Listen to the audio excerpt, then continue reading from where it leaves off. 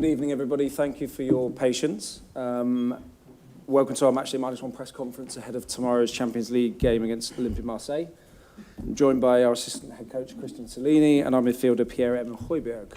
We'll start with questions for Pierre, before then letting him leave, and then take questions for Christian, please.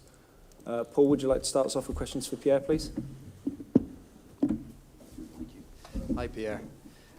Pierre, Antonio is one of those managers who really makes his presence felt on the touchline. Can you just put into words how big a loss that will be? And on a second note, Jose Mourinho once headed a laundry basket to dress the players to escape a ban. Do you think Antonio has the confidence to try something maybe a bit more original, but try something nevertheless? No, first of all, it's good now? Yes. No, first of all, to the first question, of course, your head coach is a massive part of a team, and luckily he has a very good staff and players that are well aware of what he expects from them, and we will all try our best to fill the role. In the end, no one can fill his role, but we will do our best to be together and make sure that we can get through this together, because we have to get through this together, and yeah, we will do it. If you will hide in a laundry basket, I'm not sure I'm the one to ask. So in this case, I don't know. I think no. Okay, Dan? Microphone. Do the translation okay, first. okay, sorry. Juste une question par rapport à Conte. C'est vraiment un coach qui se marque sa présence sur la pelouse. Et deuxièmement, une anecdote de José Mourinho, qui une fois il s'est caché dans un panier à linge avant un match de Champions avec Chelsea. Et le coach, il fait vraiment une grande partie. Il est très important, mais son staff est au courant avec ce qu'il fait, ce qu'il veut. Et on va faire tous ensemble, l'équipe et le staff, on fait notre mieux pour passer, parce qu'on doit passer ensemble et on va le faire. Et concernant le panier à linge, il ne faut pas me demander à moi, ça c'est autre chose. Dan? Hi Pierre. After the Sporting game and again at Bournemouth on Saturday, Antonio was speaking about the mentality, and he's kind of said he still thinks that in terms of mentality Spurs aren't quite there as a top team. He said, obviously you played for Bayern, you know, a massive club. Can you just talk about how far away you think Spurs are from having that mentality of a top team, and also how that's changed in 1 year since Antonio came? No, it's true that in 1 year the team have. It's okay. Yeah, in 1 year the team have made great progress. We still have a way to go, but we are in the right direction and we are working really well. And you know, it's always up and down, and there's always moments better than others. But the most important is that we are working towards our ambition with the great work and a great focus, and that is something that we really are doing. Yeah, and I think everyone is responding well, and the players are showing that they really care for this, and they are ready to do everything to, by the end of the season, you know, to always try and be as successful as possible. Après le match contre Sporting et aussi contre Bournemouth le week-end dernier, Conte il a mentionné la mentalité. Peut-être il manque un peu de mentalité afin d'atteindre ce niveau de club d'élite. Vous qui avez joué à Bayern, vous connaissez la mentalité d'un club d'élite. Est-ce que le Tottenham sont loin d'être là, à ce niveau-là?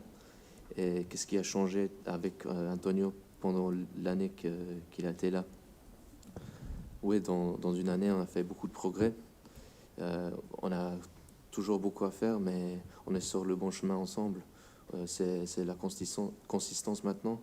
Et on travaille ensemble, on a l'ambition et on est focalisé sur notre but à la fin de la saison. Tout le monde répond bien à son travail et c'est important. Mais on est tous prêts à tout faire pour avoir le succès. John? Hi, Pierre. Just on Antonio Conte again. We're used to seeing him so animated and so involved on the side of the pitch. During an average match, how much information do you get from him during the course of a game? So I'm saying again, how much of a miss will he be?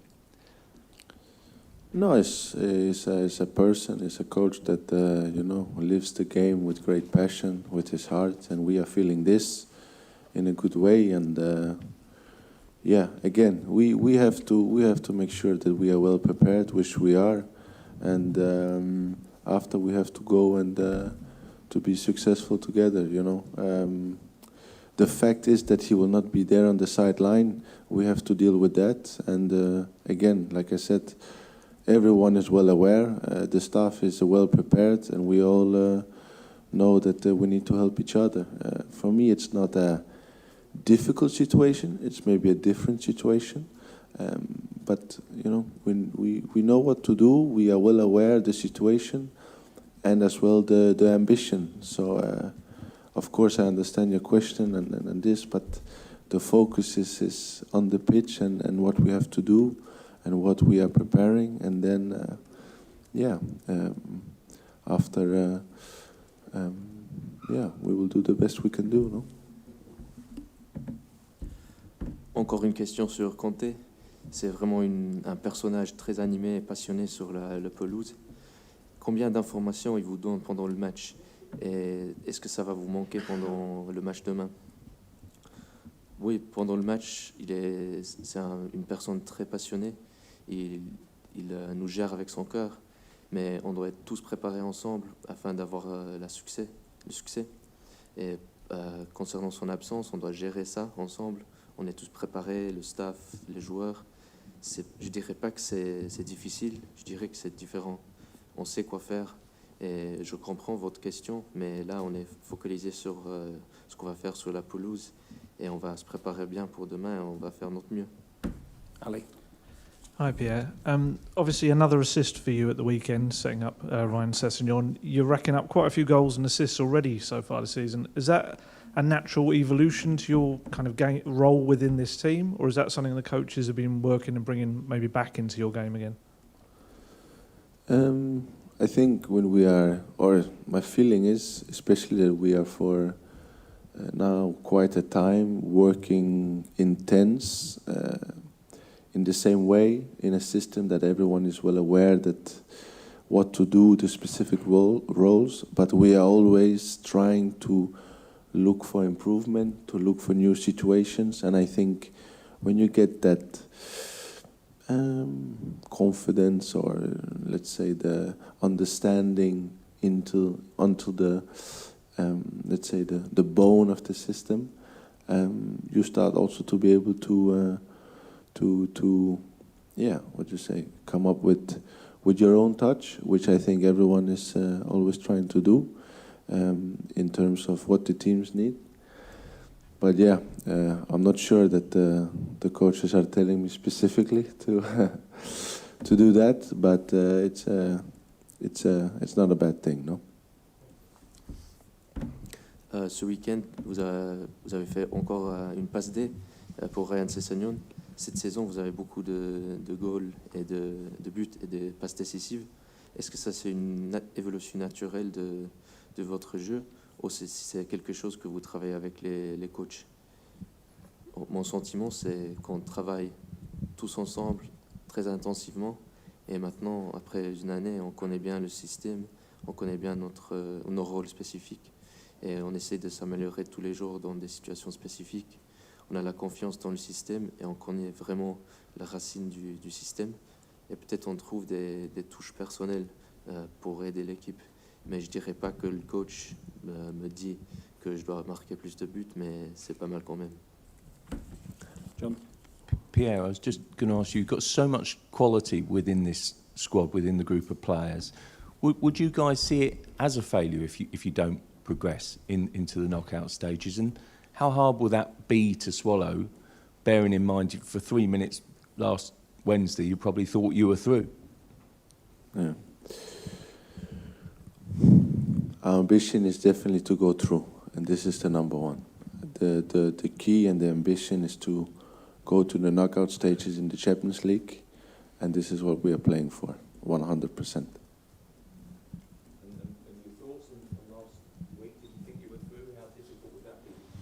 Yeah, it doesn't help us today, no, but I think it was a roller coaster of emotions. But again, we have an opportunity tomorrow, and we look very much forward to it. Vous avez beaucoup de qualité dans ce groupe. Est-ce que ça sera une opportunité ratée si vous ne progressez pas demain au prochain tour de la Champions League? Est-ce que vous êtes déçu après l'autre jour, le match contre Sporting, la décision à la fin du match? Bon, notre but, c'est se qualifier pour les phases de knock-out de Champions League, les quarts de finale. On joue pour ça, et c'est ça qui est important. Et la deuxième question, comment vous avez pensé de cette décision l'autre jour? Vous l'avez pris bien ou pas? C'était un moment difficile. Oui, c'était une montagne russe d'émotions, mais l'objectif maintenant, c'est être focalisé sur le prochain match et se qualifier. Okay, final question for Pierre, please. Bonjour Pierre-Emile. Si on pouvait avoir une réponse en français, ce serait top. Je voulais savoir ce que ça vous faisait de venir jouer en France, vous qui avez la double nationalité. Quel lien vous avez avec ce pays et à quel match vous attendez, surtout à quelle ambiance demain au Vélodrome, sachant que vous connaissez quand même la réputation de ce stade et de ses supporters. Non, déjà, l'histoire de l'Olympique Marseille est déjà très, très grande. Et toujours eu des joueurs avec haute qualité. Et c'est la même chose maintenant. Et oui, après, on a aussi senti maintenant dans nos petits tours avec le bus que même la ville,